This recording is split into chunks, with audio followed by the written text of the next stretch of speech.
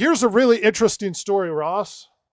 Maybe Yay. Jason will be Yes. interested because of the programming side of it. So, for anybody who programs in Linux, there is an open source program called Nix OS that works within Okay. Linux that adds essentially what it does is it adds a system file of sorts, a pack that allows you to keep the settings you have on your operating system consistent, moving to other computers.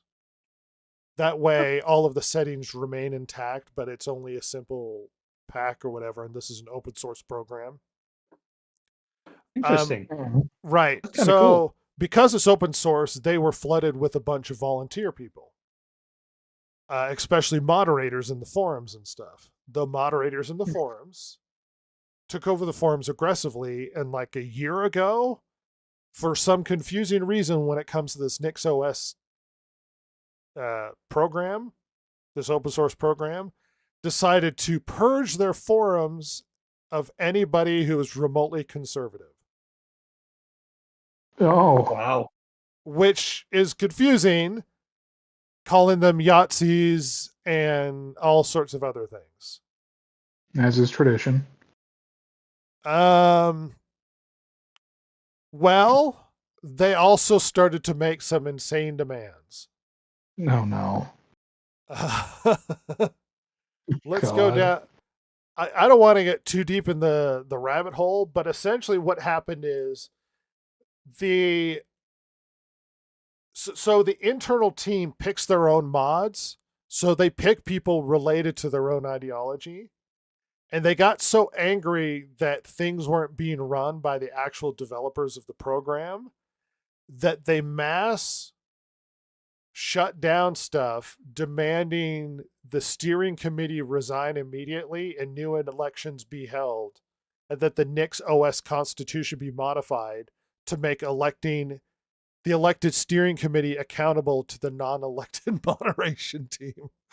What? What? What is going on? Now, this could be an hour-long documentary of the drama happening on this open source operating system using Linux and stuff. Yeah. Um, Oh my gosh. Needless to say, this hit my radar, and I was like, I got to bring it up. That the insanity of the moderation team This got is so so bad stupid. that they started to purge anyone related to them on this open source program, and then started making demands of the team that worked on it, demanding that they resign immediately and have open elections when their group are full of non-elected moderation people.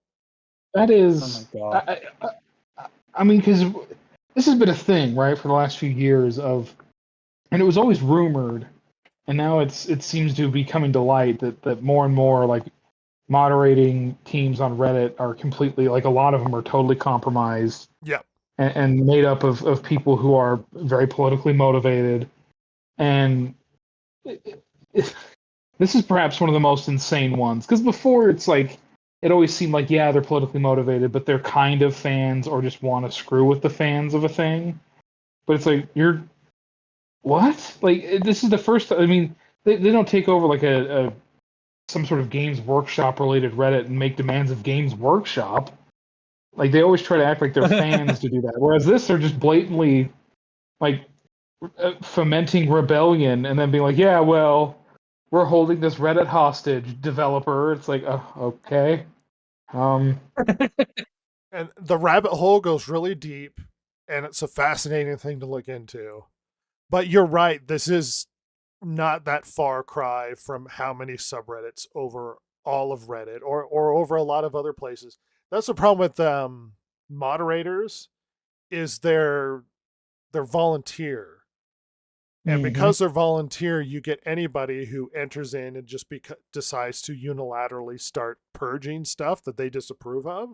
And then when they hire more moderators, they internally pick people that agree with them until you have a moderation team of a bubble of people with political agendas. And it could be the most innocuous thing like a Linux open source program with a hostile takeover from the moderation team.